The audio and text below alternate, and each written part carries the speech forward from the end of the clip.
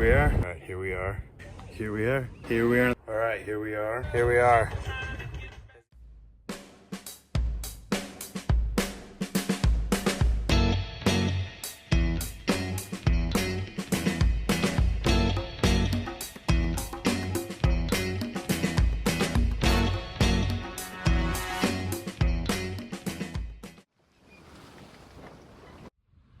All right, here we are in beautiful Point Richmond, California.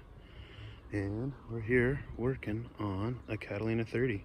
Did a rig inspection on this boat a couple weeks ago and everything looked pretty good, except for I noticed the headstay has become unwound up at the top. There must have been a halyard wrap, and so the strands that are normally like twisted are now perfectly straight.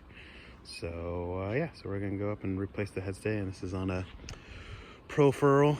Yep, there it is, ProFurl Furler. Not one of my favorites at all, especially this version, because it doesn't even have a turnbuckle. It's just a fixed headstay, marine eye to marine eye, which makes it really a pain for me to adjust. And then also the other thing about this one is that it's the titanium version. So I'm trying to show you here, and I'll show you up close, but those two little bolts there that I have to get to take the thing apart are titanium. I don't know, it was like an upgrade or something like that. But for those of you in the know, titanium and aluminum, which is that green part, is anodized aluminum. Titanium and aluminum absolutely hate each other, and they corrode instantly within weeks, days of each other. And so yeah, so gotta fight that, wrestle that to get that apart.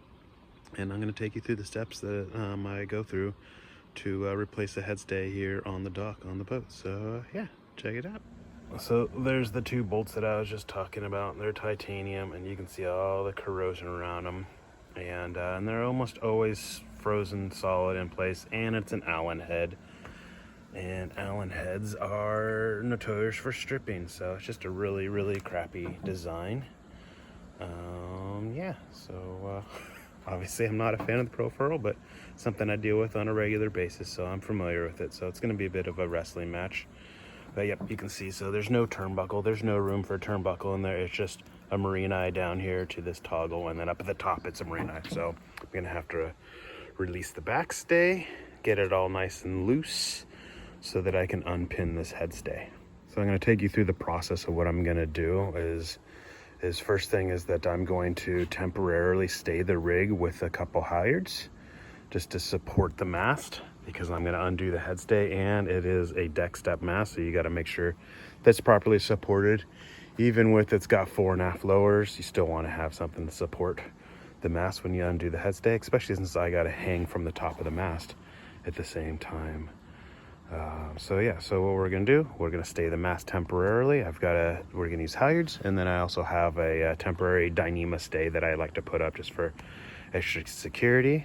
And then gonna drop the sail. So we're gonna undo the jib, put the jib down here on the deck, get it out of the way, and then we're going to loosen up the headstay as much as we can by easing off the backstay. Then we'll snug up these halyards. And then I'll go up the rig and unpin the headstay up top and tie it off with the halyard, and then I'll come down, and then I'm gonna lower the whole furler down to the deck here, or down to the dock, and then we'll rebuild the furler here on the dock.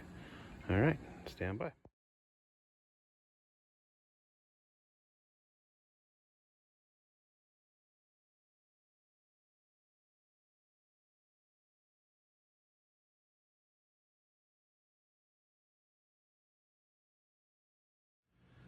Okay, so jib's down, and then I put the jib halyard and tied it off here at the cleat and snugged that up to be some extra support.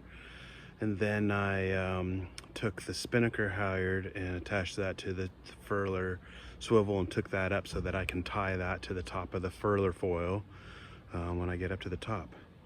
So now I'm going to ease off the backstay, and then I'm probably going to pull the boat forward so it's easier to work up here, and then start releasing everything down here.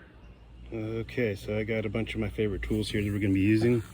Duckbill pliers, my pin rippers, a small spud wrench, and then it's just like a 1/4-inch screwdriver because it's a small turnbuckle.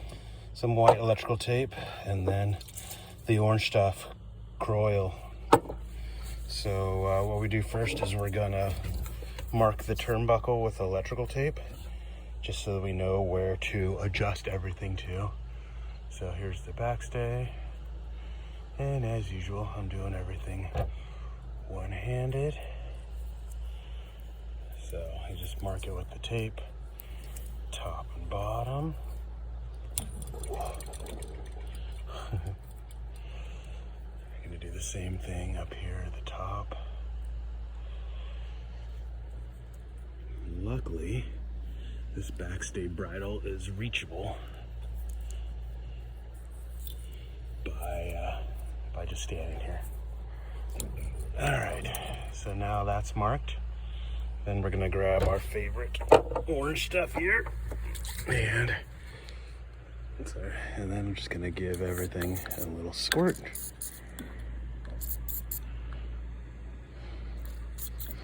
Okay, and then we're gonna go with our trusty pin rippers.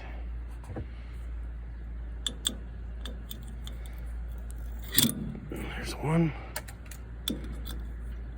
And two. Okay. And then we'll obviously put the spud wrench on the flat spot here, and then the screwdriver in here to start taking turns off.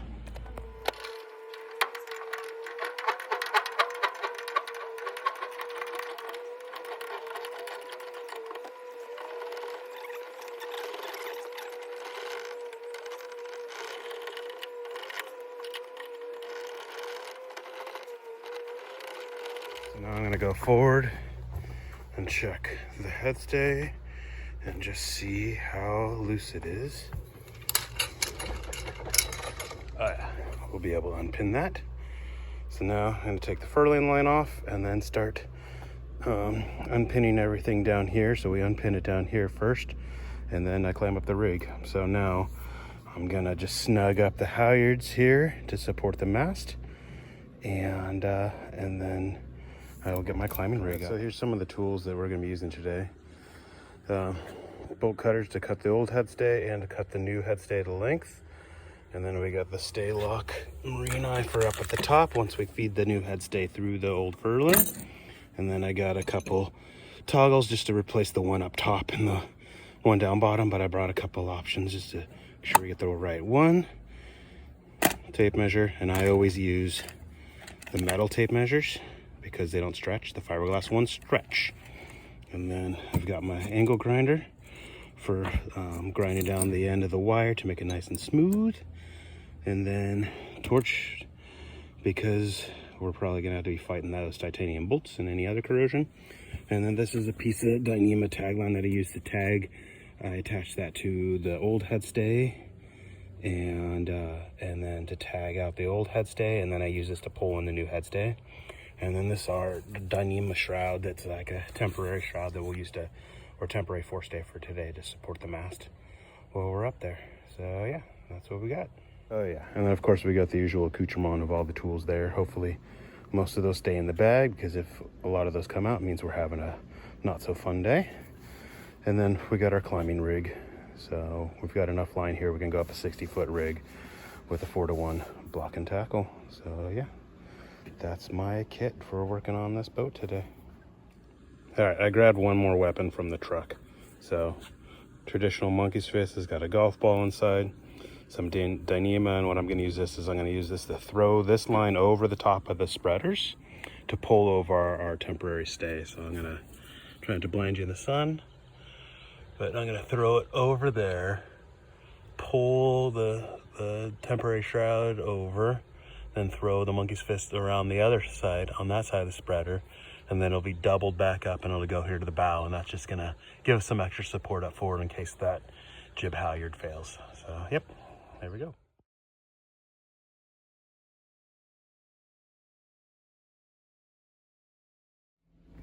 Okay, well I hope you enjoyed that part of the show of me making a few attempts to get the monkey's fist over the spreaders, but now We've got both ends of the headstay coming down at that temporary Dyneema headstay, and it's going around the spreaders, and then I've got it just there's a thimble spliced on one end with some lashing line on the other, and then it's going around a shackle down here, and I've just got it just snugly tied off down there. This is just temporary, you know, just to support the mast.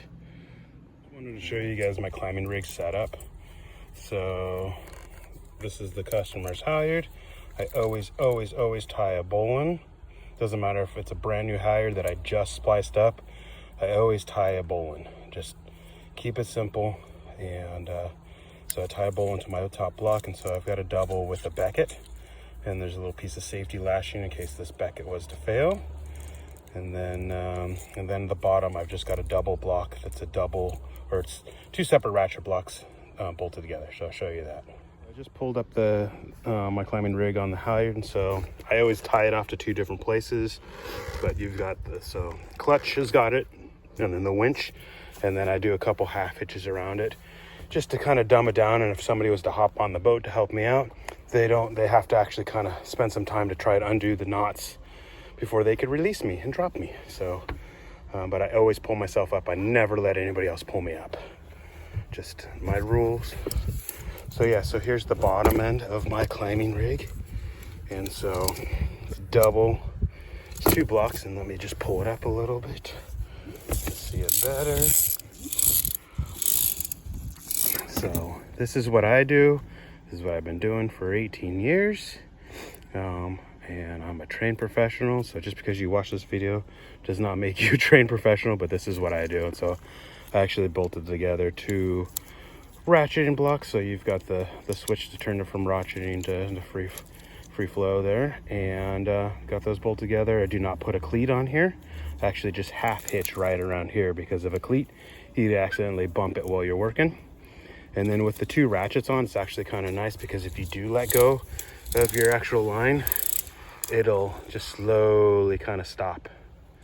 So that's a nice little thing. And then as well, you know, I got these tethers. So I've got a couple of these tethers with the carabiners, the self-locking carabiners on it, so I can do it one-handed, or I'm trying to. So I got those guys, and I clip those in as I climb up. And then as well, I will use where's my Petzl shunt? This is the other guy that I use as a backup if I'm, you know, if I'm not quite confident in the halyards or whatever, or if I'm just feeling the need for some backup. And so this actually, you can put it over an existing halyard, or I'll just show you here on this, but you basically pop it over, and then you hang your climbing harness off of this, and it actually locks, and then it'll slide up with you nicely. But if you were to drop it, just locks down on, because this is spring loaded. So yeah, Petzl shunt. So that's my other backup that I bring along. But yep, just clipping in as you go as well. And then I always test the halyards out, and obviously I don't go up on halyards that are sketchy looking at all. And that's why I use the Petzl shunt, just to, you know, just to be double check on that, or just to be sure. But yep, so that's mine. I use the Harkin bosun's chair, which works pretty good. I like it, except for the pockets are pretty small, so it's hard to get like a drill and a couple other tools in there. So you kind of, you know, things are packed and it's hard to sort through them. That's my only problem with it, but I understand why they did it, because they don't want people taking up a ton of weight and maxing out like what the working load on this thing is for. So yeah, but this is what I like, and this has been my harness for a long time. You can see it's got a lot of character. And then this is the other cool thing that I've got here is the 6-to-1 little purchase, and that's what I use if I'm working at the very top of the mast doing electrical and stuff at the top, and I need to get that extra, you know, 6 to 12 inches, because when my blocks are doubled up, you know, it's right here, and so, and my head is like basically at the top, or right even with the top of the mast with that. And then with this purchase, if I attach it like a spinnaker bail, I can get myself so my head is above the masthead, so I can sit there and work up there. So, and that's also nice if you're trying to pin some stuff, or you need to hook something to it, you can clip into it. So it's just nice to, you know, they call it like a handy billy. It's a traditional call for it. And then I always have soft shackles and lashing and stuff with me. So that's my rig. All right, so I'm just pulling the pin up here and trying to see if I can do it with one hand. I don't know, but whoa. All right, so the pin's pulled. Head stays free, but we're supported by jib halyard and our temporary stay. And so now we just kind of leave that guy just chilling there like that, and then I'm gonna go climb up the mast and unpin the head stay up at the top, and then I'm going to secure it with the halyard up there, and then I'll lower it down.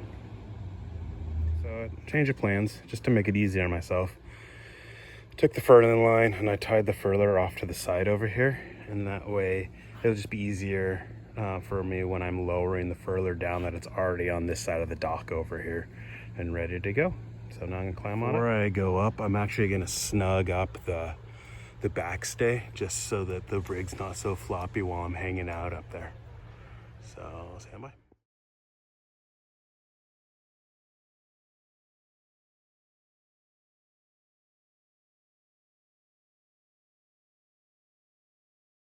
Okay, so the head stay is just hanging off the spinnaker halyard right now, or the head stay and furler, and then the head stay is just kind of hovering here for right now. And what I'm going to do is I'm going to untie the spinnaker halyard. I got the tail there, and then I'm just going to lower it down to myself here onto the dock.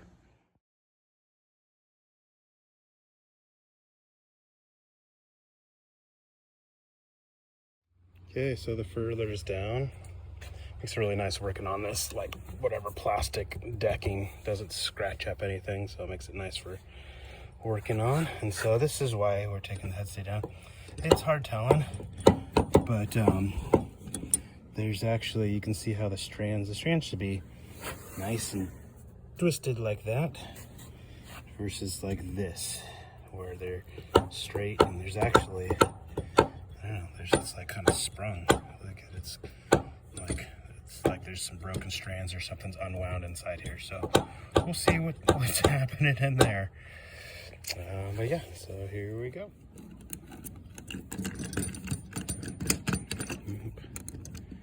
Oh yeah, you can see the head stay is definitely not happy under here. Whew. Goes a couple different directions. So definitely a good thing that we're changing this out. So it still doesn't seem like it's moving nicely inside there at all. So what we're gonna do now is we're gonna cut this end of the wire, and then we're gonna attach this tag line to the end of that, and then we're gonna pull that all the way through, and then we'll attach that other end of this tag line to our new head stay and pull that all the way through. So stand by. Before we get too far, we're gonna get a head stay length, that way we can make the identical length. I pre-measured it when I went up the rig to do the rig inspection, but now we're going to get the actual measurement, and then we'll make note of that so that we can cut the head stay to that proper length.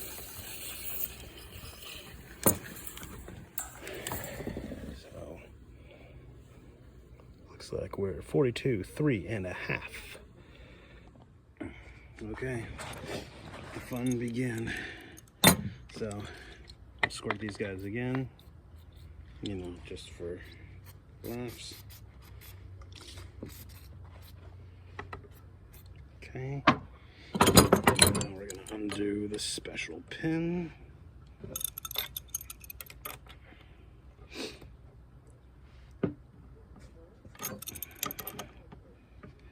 Key is you got to get both of them to hopefully spin.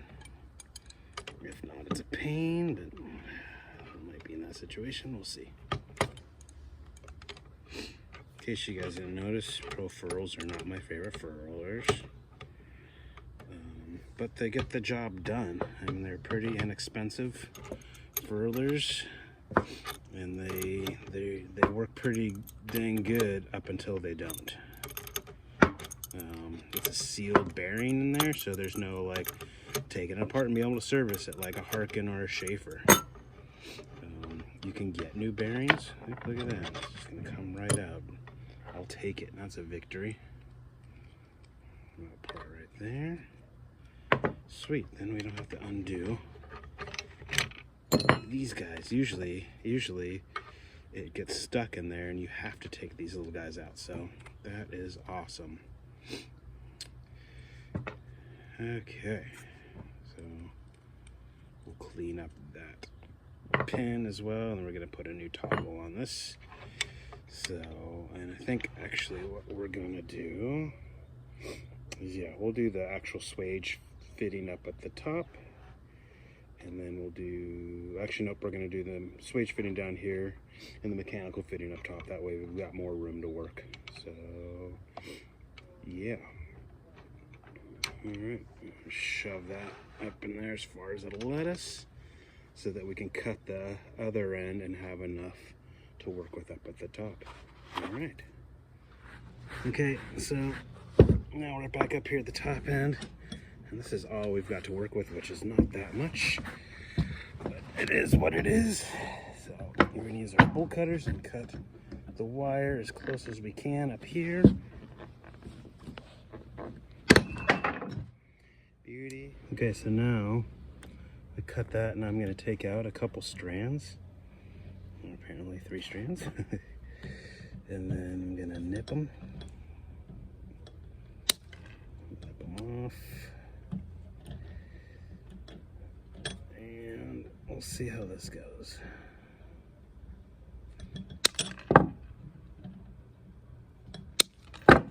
Okay, got those guys out of the way. And now we take our tag line and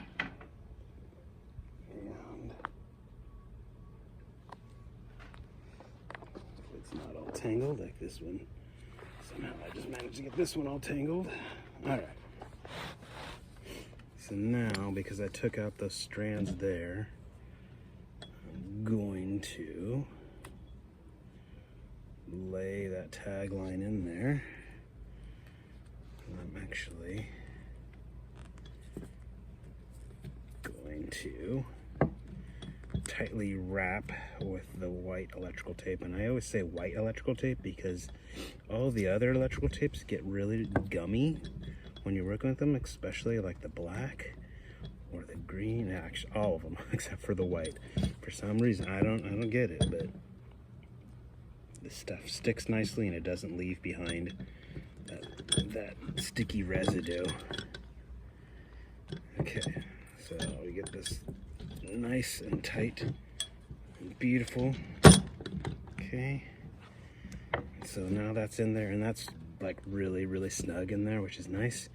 So now, yeah, it looks like it's gonna fit through all the spacers, because whatever, every 7 feet or however long these foils are, there's an aluminum connector or joiner that joins the 2 pieces, and then there's this plastic sleeve that goes inside of that, and that's what the wire kind of rubs on.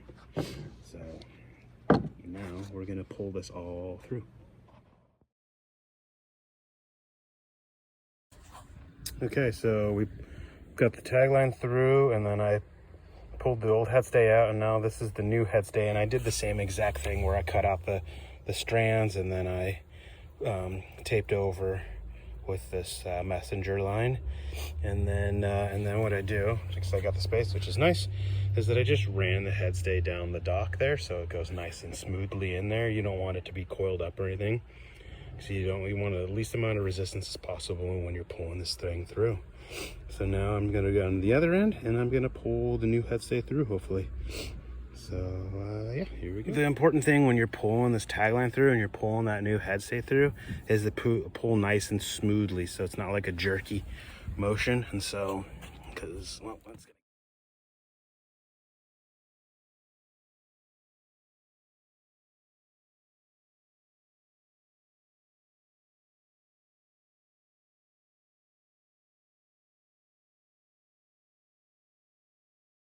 worst case scenario, if the line comes free, then you gotta go and you gotta undo all these connectors and feed the cable through individually. So okay, so we got the headstay pulled through, that one nice and smoothly. And so now we've got our stay lock taken all apart. You've got whatever your nose piece, I guess you want to call it, and these people call them either wedges or cones. And then inside of there, it's hard telling, but there's another thing that's called like a former, and that's actually kind of like a sacrificial thing that actually like bends the ends of the wire around the cone. So I've got my measurement, so I'm supposed to be at 42, 3.5, and then I just double checked and made a permanent mark on the fitting of where I need to cut the wire. So if I've got my tape measure down there, and so I'm supposed to be at 42, 3.5. 42, 3.5. I get that lined up, and then I get my marker out. So that's where I'm at, 42, 3.5. And I go from bearing point of eye to bearing point of the eye down the other end. 42, 3.5. Mark it right here, so you guys can see I got it marked. So now I can cut that right there, and I can use my bolt cutters. And hopefully we get a nice clean cut. As you can see, otherwise you can use a cutoff wheel or a little portable bandsaw. Today I decided to bring this. Okay, yeah, pretty clean cut. That will do. Okay. So there we go. So yep, so we're gonna use a stay lock today, and stay locks work good. I'm a fan. Let me get this guy on. Okay, so we get the nose piece on first, and then I'm gonna show you guys a little trick. Sorry, it's not smell-o-vision, but what I do is I take the shoe, the rubber of a shoe, or if you got one of those like floaty keychain things, this works too. You can actually spin it, and it opens up the strands quite nicely. Hold on a second, I undid it.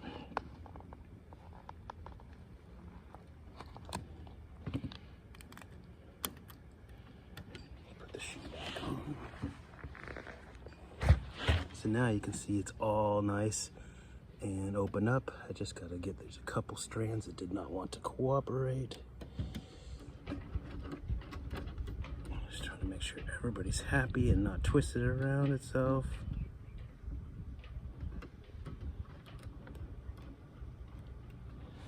These two strands are twisted around. There we go. All right, everything is all nice. And so now we're going to slide on our cone. The guy gets pushed in there, and then I try to use this sometimes. I also use my favorite tool, the duckbill, and of course I go back and forth with it.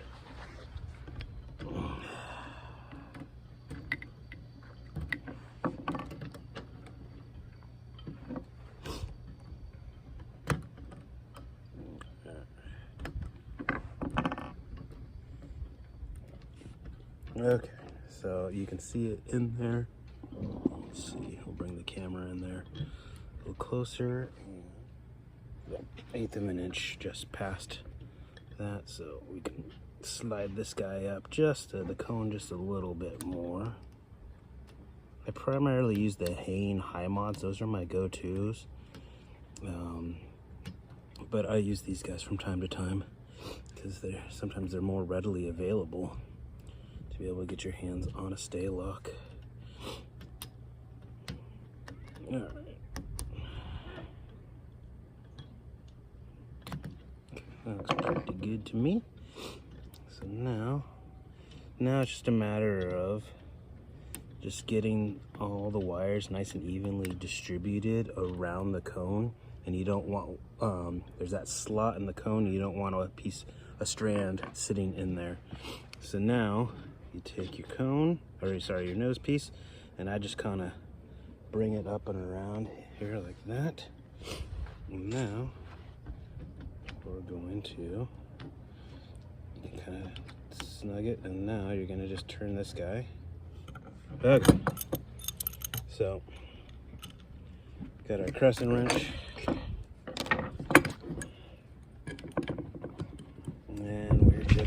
to twist it. I'll probably actually switch wrenches, it'll be easier. So we can just leave that guy there. And we're just gonna put some turns on to get this thing nice and snug. And you're not trying to like over tighten it right now. Right now you're just forming the wire.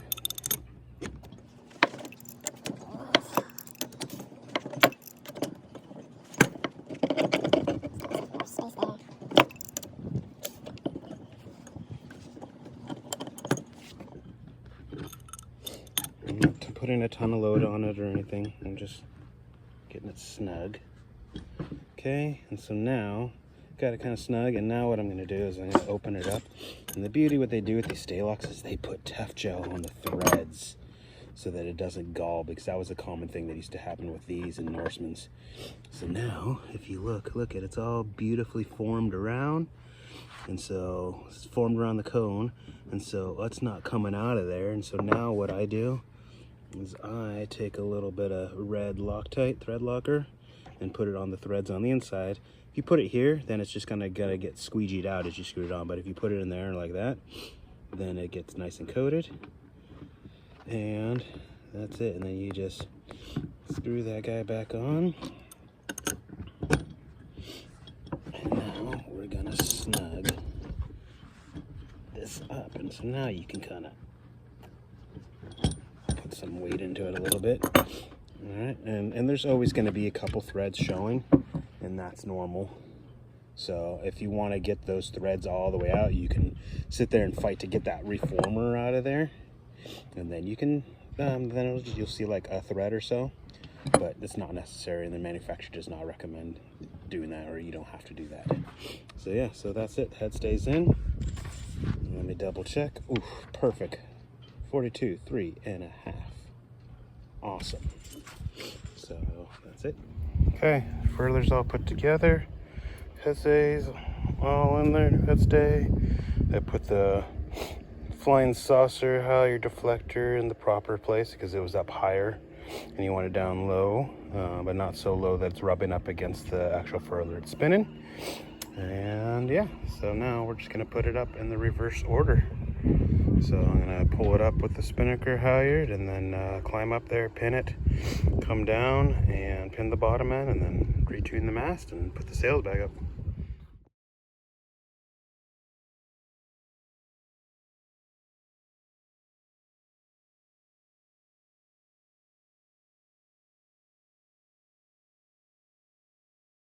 Okay, so headstay's pinned all the way up there by the sun. Sorry for the brightness, but it's pinned up there. And now we're gonna clean up this tang fitting. Just it's got a little corrosion on it. And then we're gonna pin the furler. And I've already loosened up the backstay again now that I'm down from the rig. So I'll pin the furler, and then I'll retension up the backstay and make sure everything's working right. And then we'll get the jib up before the breeze picks up anymore. All right.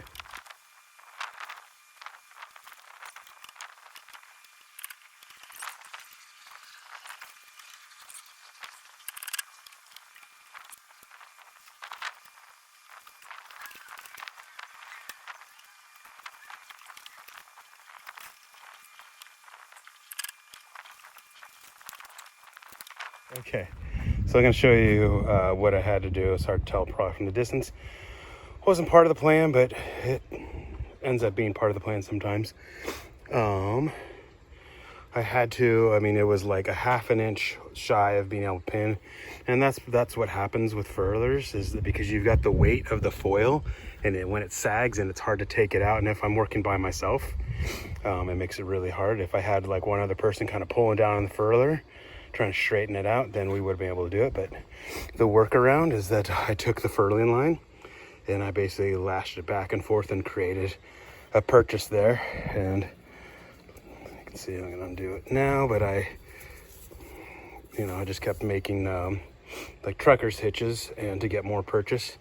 And so I was able to pull it down, and I did it on both sides of the cage so that it pulls down evenly.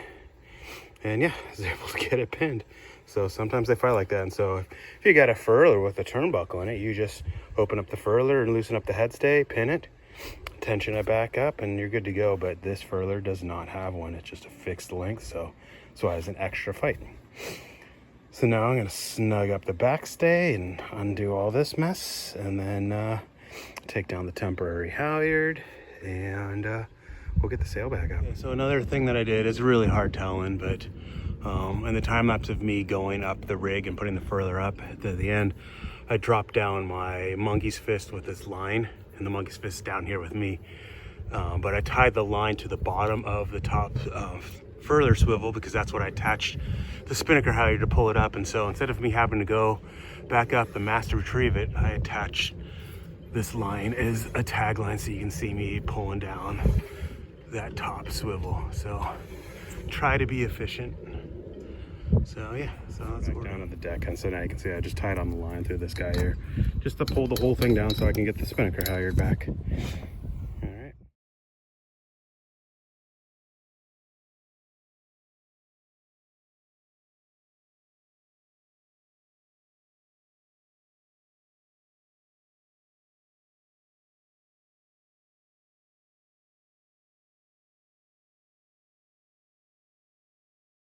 All right, here we are. Furler is all done, rebuilt. My buddy Andy Schwenk, a local surveyor, just happened to be walking by at the perfect time. Breeze was picking up, and it was time to put the jib up. And so he took the halyard for me, and I could feed it up, which was great because these Pro Furlers don't have that good of a pre-feeder at all on them. So it was perfect. So got that up, furls beautifully. And the headstay is brand new, so the rig's gonna stay up. So yeah, happy days there. So thanks for watching, and once again, this is how I do it. There's a million ways how to do it, but this is how I do it, and by myself. Obviously go a lot faster if there was two people. It took me just under 4 hours to do this, but typically it takes me like 2 to 3. It just depends on how the boat fights, and sometimes it can take 6 hours. It just, it's all dependent on the boat. But yeah, thanks for watching. Rogue Rigger out.